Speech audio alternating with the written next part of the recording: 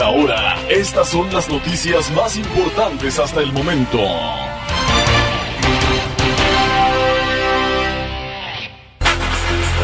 Hola, ¿qué tal? Mucho gusto en saludarlos. Estamos ya con nuestro resumen de noticias en esta mañana del martes 18 de noviembre de 2024. Estamos desde San Cristóbal de las Casas, Chiapas, México, a través de logosradio.com.mx y a través de Mágica FM 98.7.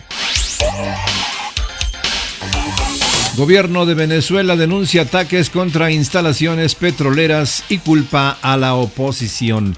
El gobierno de Venezuela denunció el lunes que su industria petrolera sufrió 3 ataques la semana pasada con pérdidas millonarias y responsabilizó a la líder opositora María Corina Machado y al antiguo miembro de los Navy SEAL estadounidenses Eric Prince. AFP en español tiene toda la información. El gobierno de Venezuela denunció el lunes que su industria petrolera sufrió 3 presuntos ataques la semana pasada con pérdidas millonarias.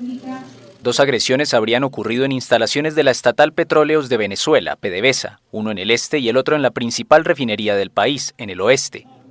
La vicepresidenta Delcy Rodríguez responsabilizó a la líder opositora María Corina Machado y a Eric Prince, antiguo miembro de los Navy SEAL estadounidenses. Ahí está la conexión de estos criminales, de la terrorista María Corina Machado. Muy bravucona ella. La funcionaria vinculó a Prince al citar una publicación que hizo el contratista militar estadounidense en su cuenta de la red social X, en la que hacía referencia a una explosión en un complejo de operaciones de Venezuela. Sin embargo, no dio detalles sobre la conexión que según el gobierno existe entre Prince y la dirigente opositora, que se encuentra en la clandestinidad tras denunciar fraude en las presidenciales de julio. El presidente Nicolás Maduro ha dicho que dejó el país, lo que ella niega. Rodríguez dijo que los ataques afectaron a la industria petrolera, a la petroquímica y a empresas siderúrgicas, así como al sistema eléctrico. Pero en el caso de petróleo, de PDVSA, de petróleo y gas, el impacto ha sido de 157 millones de dólares, .8. En la industria petroquímica, casi 56 millones de dólares. En la CBG, en las empresas básicas, casi 30 millones de dólares. La instalación más afectada, según la vicepresidenta, fue la del complejo Muscar, encargada de distribuir 80% del gas del país. Allí ocurrió el pasado 11 de septiembre una explosión que causó heridas a 5 trabajadores y por la cual hay 11 personas arrestadas. Tormenta tropical Sara deja al menos 4 muertos en Honduras y Nicaragua. La tormenta tropical Sara dejó 2 muertos y más de 120,000 afectados en Honduras y otros 2 fallecidos en Nicaragua tras cruzar por el norte de Centroamérica y debilitarse en el sur de México, informaron este lunes las autoridades. AFP en español tiene el dato. La tormenta tropical Sara dejó al menos 4 muertos en Honduras y Nicaragua, tras cruzar por el norte de Centroamérica y debilitarse en el sur de México, informaron el lunes las autoridades. En Honduras, el país más afectado, murieron 2 personas, incluyendo un niño de 3 años que fue arrastrado por un río el domingo, y 123.273 personas resultaron afectadas. Más de 200 viviendas fueron destruidas y unas 3.200 dañadas. 1.794 comunidades quedaron incomunicadas por crecidas de los ríos, caídas de puentes y derrumbes en carreteras. También se registraron cuantiosos daños a la agricultura, según la Agencia Hondureña de Protección Civil Sopeco. En el resto de Centroamérica, Nicaragua reportó, además de las 2 víctimas mortales, 5.000 afectados y unas 1.800 viviendas anegadas debido a la crecida de 25 ríos. Sara también afectó a Costa Rica, donde las lluvias de las 2 semanas previas a la formación de la tormenta dejaron al menos 6 muertos y 4 desaparecidos. En Guatemala y El Salvador las afectaciones fueron menores. El atajo de Biden, la complicidad entre Macron y Milei y otros detalles del G20 de Río de Janeiro. La complicidad entre Emmanuel Macron y Javier Milei, Xi Jinping, el silencio sentado al lado de Olaf Scholz y Joe Biden, ahorrándose la escarpada alfombra roja y yendo al plenario por otro camino, fueron algunas de las imágenes llamativas que dejó el arranque de la cumbre de líderes del G20 en Río de Janeiro. Agencia EFE nos informa. La complicidad entre Emmanuel Macron y Javier Milei, Xi Jinping en silencio sentado al lado de Olaf Scholz y Biden yendo al plenario por otro camino, fueron algunas de las imágenes llamativas que dejó el arranque de la cumbre de líderes del G20 en Río de Janeiro. En medio de un amplio y burocrático dispositivo de seguridad, el presidente brasileño Luis Ignacio Lula da Silva llegó puntual para recibir a los jefes de Estado y de Gobierno del G20 en el Museo de Arte Moderno de Río de Janeiro. El recinto es un auténtico búnker vallado a varios kilómetros a la redonda y plagado de blindados militares. Lula apostó por la corbata de las grandes citas con los colores verde y amarillo de la bandera brasileña. Los mandatarios y el resto de autoridades de alto escalón tuvieron que recorrer un puñado de metros sobre una alfombra roja que acababa en subida, en una estructura similar a la del Palacio de Planalto, sede del gobierno brasileño en Brasilia. En lo más alto esperaba Lula junto con su esposa Rosángela da Silva. Todos los líderes tuvieron que afrontar el desafío de tener que subir a pie en traje. El único que evitó la subida fue el jefe de Estado de Estados Unidos, Joe Biden, quien optó por otra ruta, según la transmisión oficial del G20. De hecho, a Lula le pilló un poco desprevenido y a alguien de protocolo tuvo que acercarse a él para señalarle por dónde iba a venir su par de Estados Unidos. Ya en la enorme sala montada para acoger a los representantes de 55 países y organizaciones internacionales durante las 3 sesiones plenarias que acogerá esta cumbre, hubo momentos de relajación entre los líderes antes de la apertura oficial. Nacionales. En información nacional, Salinas Pliego responde a los comentarios de Taibo II sobre expropiarlo y las redes explotan. Taibo II planteó una visión radical sobre cómo debería avanzar la llamada Cuarta Transformación. El Universal nos informa. Las redes sociales han colapsado frente a la respuesta que dio el empresario Ricardo Salinas Pliego a Taibo II, luego de que éste afirmara durante una conversación en el programa Largo Aliento conducido por Sabina Berman una visión radical sobre cómo debería avanzar la llamada Cuarta Transformación, pues de acuerdo con lo dicho por el escritor, las fortunas acumuladas por una pequeña élite como la de Salinas Pliego deberían ser expropiadas para saldar deudas con el Estado y promover una redistribución más equitativa en la riqueza. Ante la pregunta de Berman sobre si Salinas Pliego debería ser expropiado, Taibo II respondió sin titubeos: sí, absolutamente. Pagas tu deuda, charrascas, tu canal desaparece y es expropiado por deudas al aparato del Estado. A lo que el famoso magnate no se quedó de brazos cruzados y decidió responder los comentarios del escritor a través de su cuenta personal de X, cuestionando si la expropiación se dirigía hacia él o hacia sus empresas. Qué chistosos son los mugrosos esos olorosos a pachuli, siempre soñando con robarse el dinero de otros. Jaja, para continuar señalando que el gobierno, según su opinión, busca distraer a la población mientras enfrenta problemas económicos y sociales graves. Se les está cayendo a pedazos el país, se les acabó el dinero y quieren distraer a la pobre gente. Sin embargo, después de que el director de Banco Azteca diera su opinión sobre el tema, un usuario de la plataforma aprovechó para cuestionar el estilo de vida del empresario, señalando el contraste entre su fortuna y las condiciones de vida de la mayoría de los mexicanos. Qué fácil es escribir desde un helicóptero que te ahorra el tráfico de la ciudad para moverte entre tus propiedades de lujo. La respuesta de Salinas Pliego no se hizo esperar, reafirmando su postura y defendiendo su derecho a usar su dinero como le plazca. Si a mí me alcanza para viajar en helicóptero, ¿por qué le causa a usted dolor rectal que use mi dinero para viajar en helicóptero? A mí no me molesta que usted ande en transporte público ni lo critico. Acuérdese que la vida pone a cada quien donde lo merece y punto. Vuelo en helicóptero de Monreal puso en riesgo la seguridad aérea, denuncian.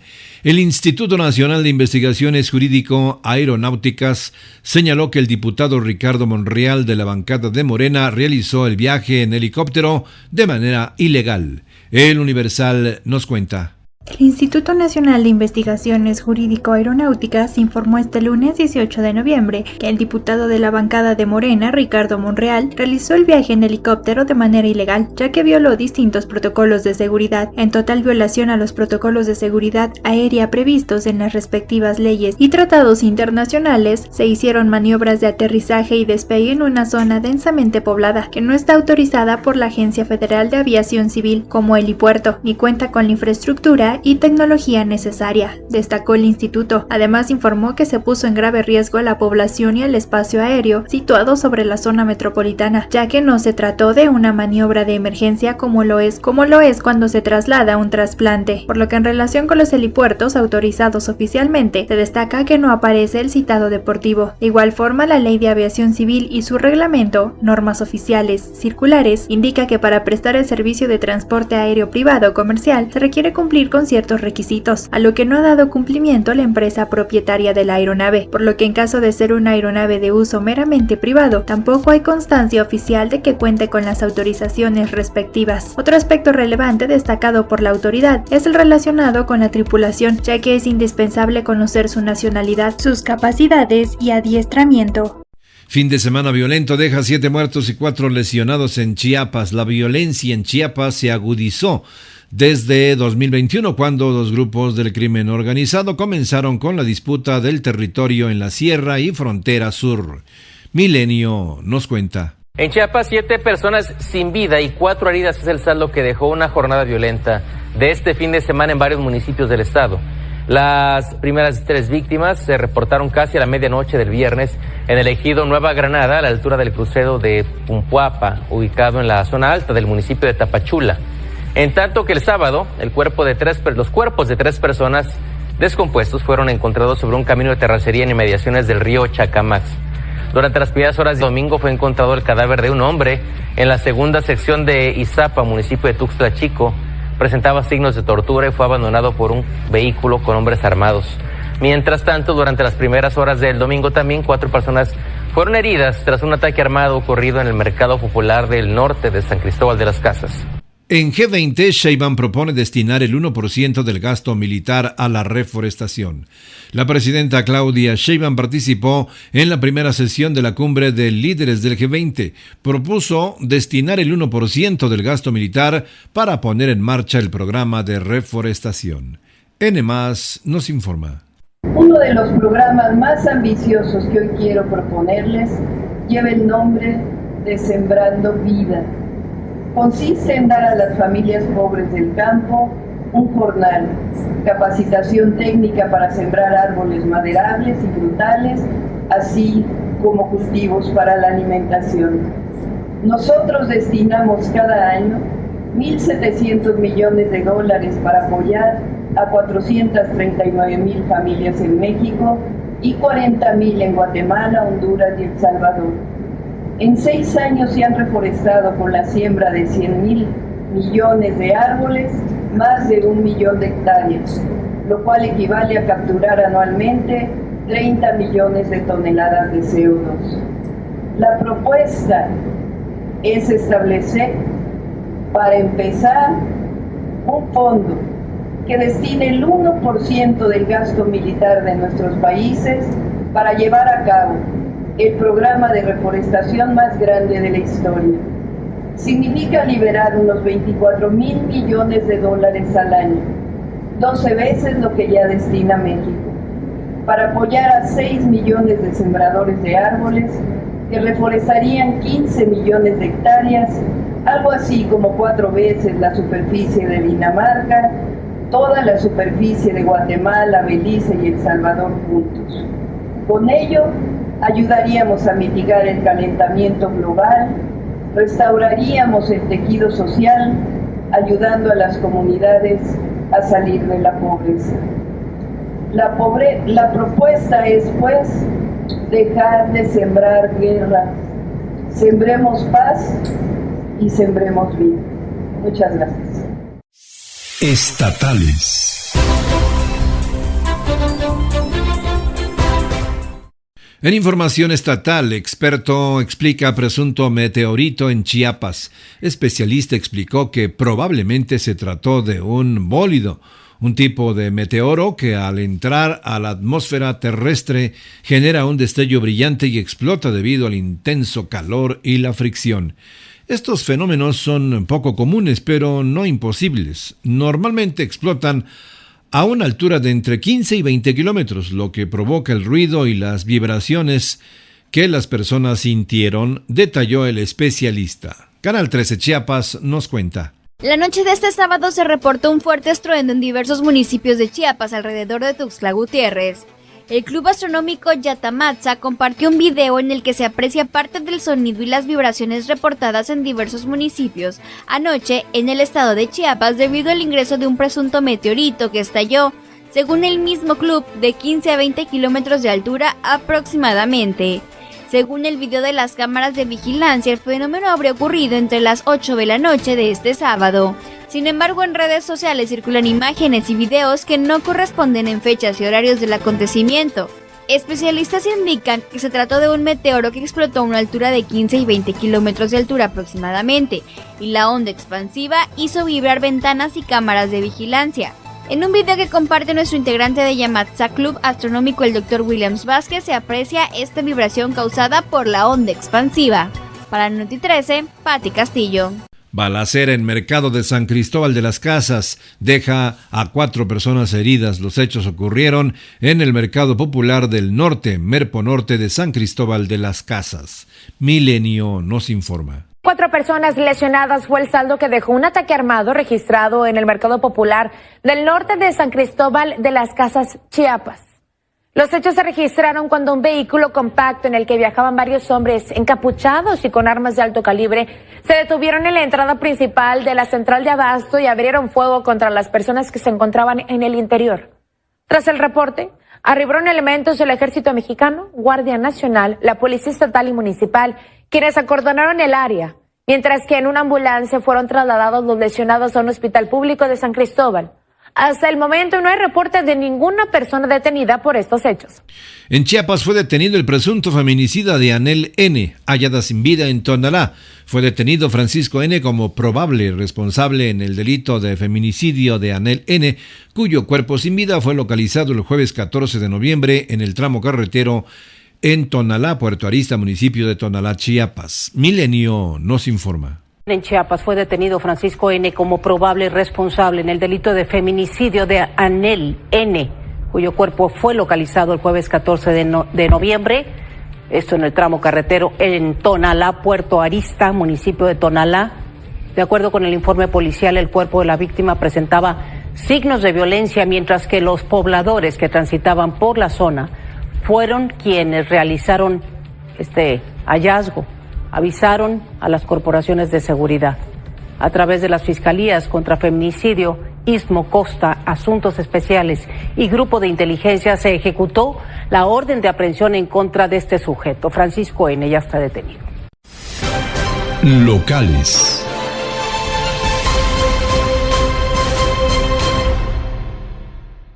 En información local, a través de Juan Hernández del Diario de Chiapas, desde Tuxtla Gutiérrez, la tarde del lunes, un accidente vehicular en el tramo carretero Tuxtla Gutiérrez-San Cristóbal de las Casas a la altura del kilómetro 8 dejó importantes daños materiales y generó un fuerte congestionamiento vehicular. El incidente involucró a un camión de carga de la empresa Vendogas y un autobús de pasajeros, ambos circulando en direcciones opuestas.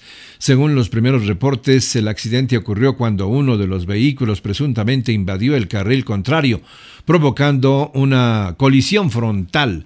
Afortunadamente no se reportaron personas lesionadas, pero los daños en ambos vehículos fueron significativos.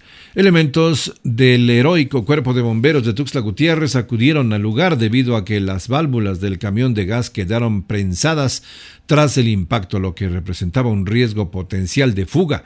Utilizando equipo especializado, lograron liberar las válvulas y cerrar las llaves de gas, evitando una posible tragedia. La vialidad en la zona quedó completamente bloqueada durante más de una hora, generando largas filas de vehículos y retrasos para los conductores. Personal de la Guardia Nacional llegó al sitio para realizar las diligencias correspondientes y agilizar el flujo vehicular tras el retiro de las unidades involucradas. Y por otra parte, a través de Gilberto Morales del Heraldo de Chiapas, después de 48 horas de bloqueo carretero instalado sobre el tramo federal Ocosingo-San Cristóbal de las Casas, a la altura de la comunidad del Corralito en el municipio de Occhuc, por más de 200 habitantes indígenas celtales de este municipio, y por acuerdo de la población dejaron libre la carretera desde la mañana de lunes. Decenas de automovilistas circulan por esta vía importante que comunica a las dos ciudades turísticas que son Ocosingo y San Cristóbal. Para no perjudicar más a los automovilistas que circulaban en esta vía federal, decidieron dejar libre la carretera desde la madrugada de lunes. Por esta vía, los transportistas informaron que la carretera ya estaba libre, por lo que comenzaron a circular de nuevo por ella. Sin embargo, los indígenas advirtieron que podrían regresar para bloquear de nuevo la carretera, porque aseguraron que sus demandas no han sido atendidas por las autoridades del Consejo Municipal de Oxchuc. Dijeron que la única solicitud es recibir apoyo para la compra de láminas y madera para reconstruir sus casas, ya que fueron afectadas por las lluvias recientes en el municipio. Así las cosas aquí en Chiapas. Bueno, hasta aquí nuestro reporte informativo de esta mañana a través de logosradio.com.mx y a través de Mágica FM. Excelente día para usted y su familia. Continuamos. Ahora usted está bien informado. Espere nuestro próximo corte informativo.